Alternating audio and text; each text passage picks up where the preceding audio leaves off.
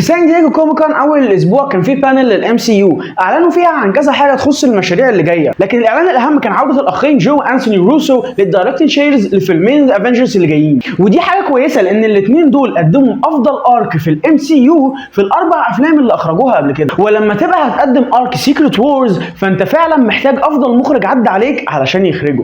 ولكن بما اننا هنقدم ارك سيكريت وورز ففي شخصيه مهمه جدا في الارك ده ما ظهرتش لسه في الام سي يو، وانا هنا بتكلم عن دكتور دوم. فعلشان كده فيلم افنجرز اللي قبل افنجرز سيكريت وورز هو افنجرز دومز داي، واللي هيقدم لنا شخصيه دكتور دوم لاول مره في الام سي يو. وهنا وقع الاختيار على ان اللي هيقدم شخصيه دكتور دوم في الام سي يو هو ايوه روبرت داوني جونيور راجع تاني للام سي يو، ولكنه المره دي مش كتوني ستارك، هو راجع كدكتور دوم.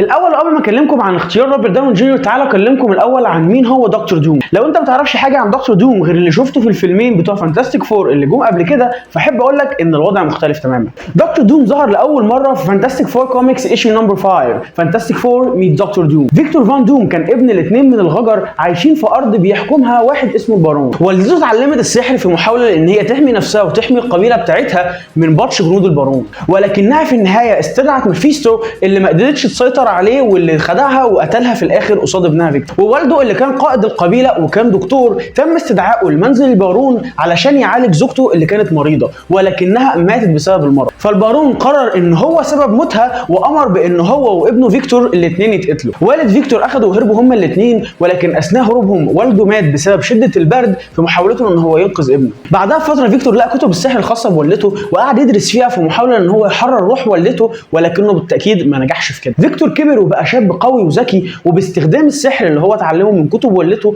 واختراعاته التكنولوجيه قدر ان هو يهرب من جنود البارون دايما. اختراعاته خلت اسمه ينتشر جدا لدرجه ان هو وصل لامريكا، ووقتها مارشال جه من امريكا علشان يعرض عليه ان هو يسافر مع امريكا ويتعلم هناك. فيكتور وافق على العرض وساب اهله وقبيلته وحبيبته وسافر امريكا علشان يدرس هناك.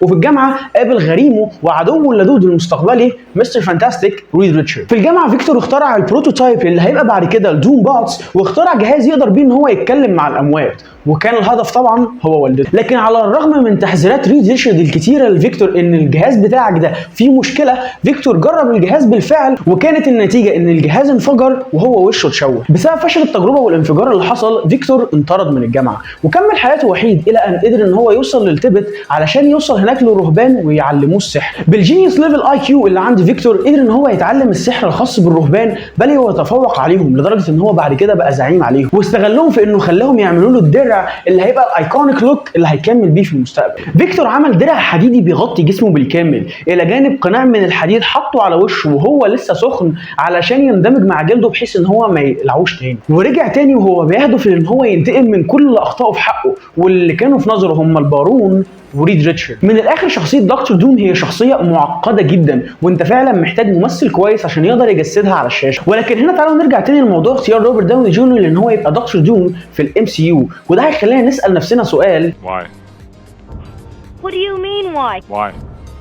Trust me on this. لو انت محتاج ممثل قوي فانت في عندك كيليان ميرفي. لو انت عايز تعمل ريكاست لحد من الام سي يو فانت في عندك ماس ميكلسون. على الاقل ده واحد ما ظهرش غير في فيلم واحد بس. وبعد الانحدار التام لافلام الام سي يو من بعد انتهاء الانفينيتي ساجا واللي بيتهيألي الهدف الاساسي ليها كان اختفاء الهارت اند سول للام سي يو اللي هم كريس ايفنز بدور كابتن امريكا وروبرت داوني جونيور بدور ايرون مان او توني ستارك، فعوده روبرت داوني جونيور دلوقتي ملهاش اي معنى غير ان انت على البانيك مود وبتحاول تعمل اي حاجه علشان ترجع الهايب للعالم بتاعك. بالظبط كده زي الدبليو دبليو اي ما هي عماله بترجع الاندرتيكر كل شويه علشان ترفع نسب المشاهدات. الى جانب ان اختيارك لروبرت داوني جونيور لاداء الدور ده معناه ان القصه هتخش في اتجاهات معظمها مش حلو. الاتجاه الاول هو ان روبرت داوني جونيور راجع علشان يعمل دور مختلف تماما ومنفصل عن شخصيه توني ستارك ومش هيتكلموا عنه جوه الفيلم، وانا قصدي بشخصيه منفصله يعني فعلا شخصيه منفصله تماما، هو هيقوم بدورين مالهمش علاقه ببعض. والوضع ده هيبقى صعب لان روبرت داوني جونيور قاعد في الام سي يو ل 10 سنين تقريبا